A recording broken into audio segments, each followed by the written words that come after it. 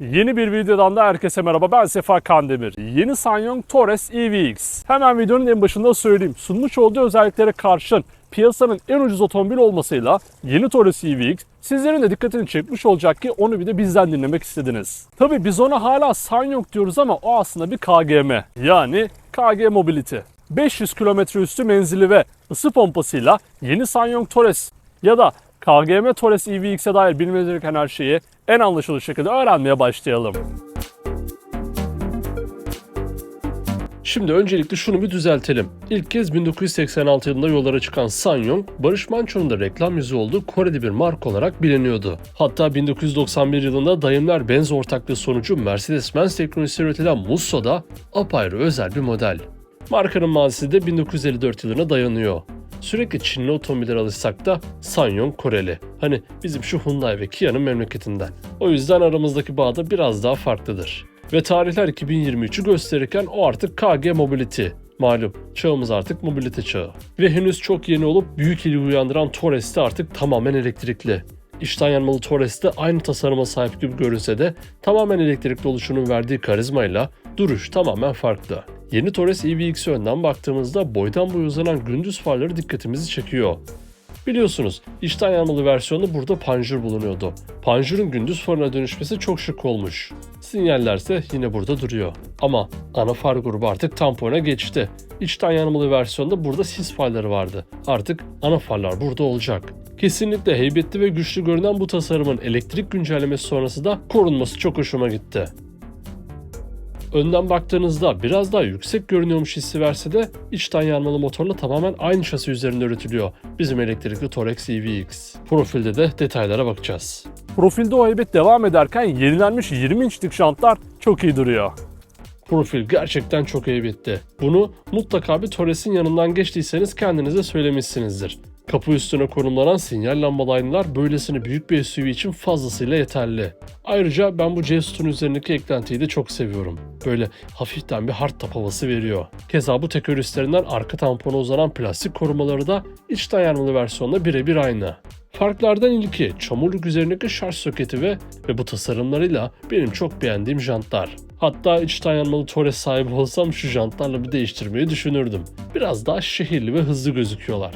Boyutları da öyle yabana atılacak cinsten değil ha. Tam tamına 20 inç büyüklüğünde.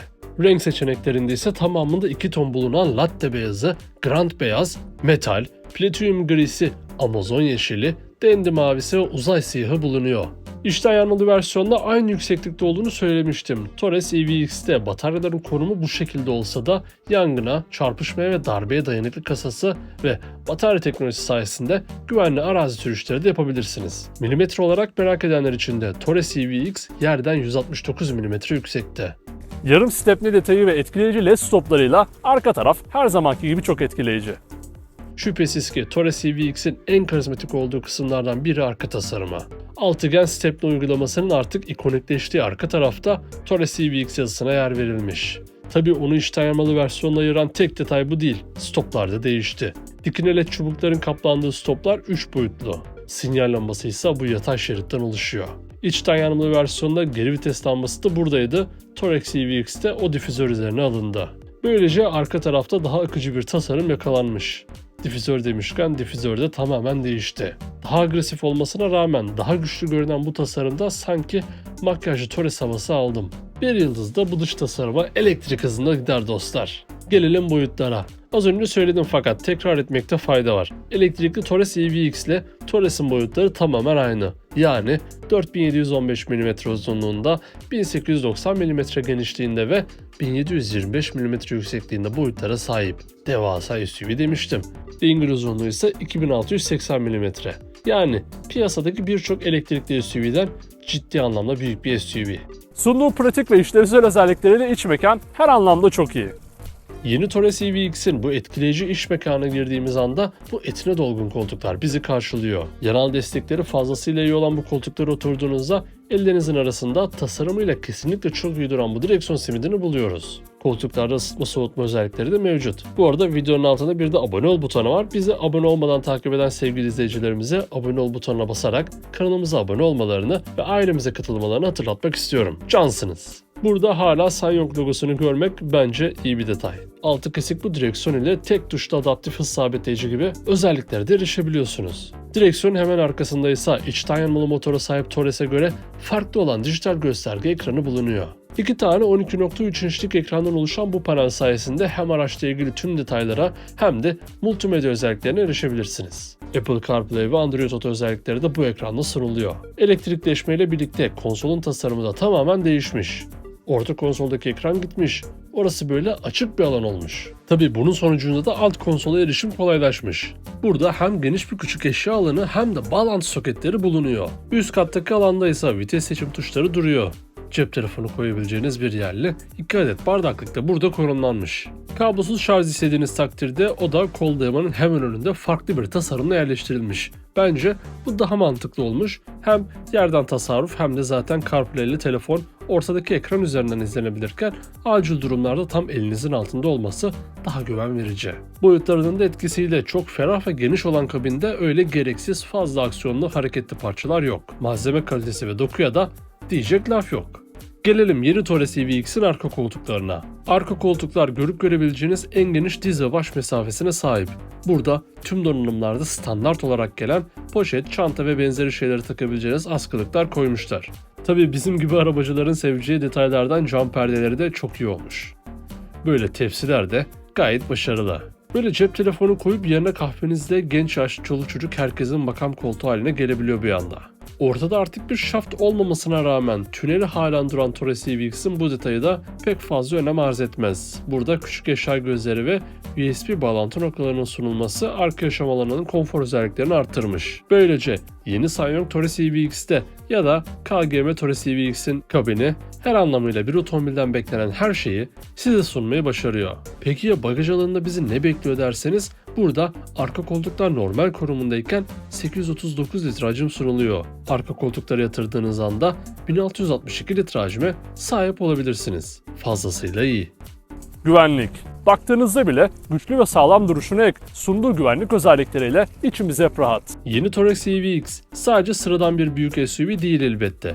Güvenlik konusunda da kendisini kanıtlamış özellikleriyle her anlamda güven veriyor. Öyle ki yeni Tourer EVX'te 8 adet hava yastığı standart. Buna ek olarak %81 oranında yüksek gergili çelik yapısı sayesinde dayanıklılığı da has safhada. Bu kadarla bitmiyor elbette. ADAS gelişmiş sürücü destek sistemleri sayesinde sürüş sırasında da hem konfor hem de güven birlikte sağlanıyor. Üzerinde bulunan 4 adet sensör ve kameralar sayesinde olası kazaları hissederek sizi durduran otomatik acil durum freni, bence bu aracı aldığınızda kesinlikle aktif etmeniz gereken gidiş gelişli 2 şeritli bir yolda sollamaya çıkacağınız esnada karşı şeritten araç geldiğini görerek fren yapan sollama yardımcılı acil fren, biraz sinir bozucu olabilecek arkanızdaki aracın size çok yaklaştığını haber veren ikaz sistemi bence harika. Adaptif hız sabitleyici ve akıllı şeritte tutma asistanları ile birlikte yarı otonom sürüş deneyimi yeni Tourer EVX'te emrinize amade. Buna ek şerit değiştirme asistanları, kör nokta izleme ve daha birçok aktif ve pasif güvenlik özelliği sizi bekliyor. Benim ve sizin için en heyecan verici kısımlardan birine geldik. 500 km üstü menzili ve ısı pompasıyla yeni SsangYong Tourer EVX gol kralı olur. Evet, daha ilk anda, yani şu 10 yıl ve 1 milyon kilometre garantisinin duyulduğu ilk anda büyük ses getiren Tourer EVX'in motoru sadece bu iki özellikle sınırlı kalamaz elbette. Her ne kadar içten yanmalı motora sahip bir otomobilden dönüşüm olsa da kullanılan batarya ve elektrik motoru Kore kalitesini taşıyor. Tabanında yer alan 73.4 kWh hacmindeki lityum demir fosfat pilleri ve elektrikli motorundan toplamda 207 beygir güç, 339 Nm tork üreten Tourer EVX bu gücü ön tekerlerine aktarıyor. Sıfırdan 100'e 8 saniyede ulaşırken maksimum 175 km/saat hıza çıkabilirsiniz. Maksimum sürüş menzili ise tam 635 km. Isı pompası sayesinde bu 635 km menzilin hakkını verebileceğiniz Tourer EVX 11 kW akımla 9 saatte şarj olurken 300 kW'da 37 dakikada şarj olabiliyor. Günümüzdeki elektrikli otomobillere göre fazlasıyla iyi değerler. Çünkü burada ana kıstas biraz da boyutlar gibi. Boyutlar ve kullanım özellikleri çok iyi. Gelelim fiyata. Bence duyunca şok olacaksınız ama yeni Tourer EVX tam tamına 1.695.000 liradan alıcılarını bekliyor. Böyle bir SUV için şaka gibi bir fiyat kesinlikle. Dostlar, daha birkaç video önce 1.6 milyon liraya ısı pompası bile olmayan 200 kilometre menzilli elektrikli Doblo konuştuk yine burada. Böyle devasa bir SUV, 635 kilometre menzil ve bu fiyat için yorum sizde. Yeni SsangYong Touareg'e dair bilmeniz gereken her şey baştan sona bu şekildeydi. Ben yeni Touareg EVX'i beğendim. Satın alma tarafında da sunduğu özelliklerine karşın fiyat politikasıyla kesinlikle tercih edeceğimi düşünüyorum. Peki siz yeni Touareg EVX hakkında ne düşünüyorsunuz? Aklınıza takılan her şeyi ve yeni Touareg EVX hakkındaki düşüncelerinizi yorumlar kısmında birlikte tartışabiliriz. Ayrıca sonraki videolardan anında haberdar olabilmek için kanalımıza abone olmayı, videoyu beğenmeyi ve sevdiklerinizle paylaşmayı da unutmayın. Bir sonraki videoda görüşmek üzere. Kendinize iyi bakın. Sağlıcakla kalın.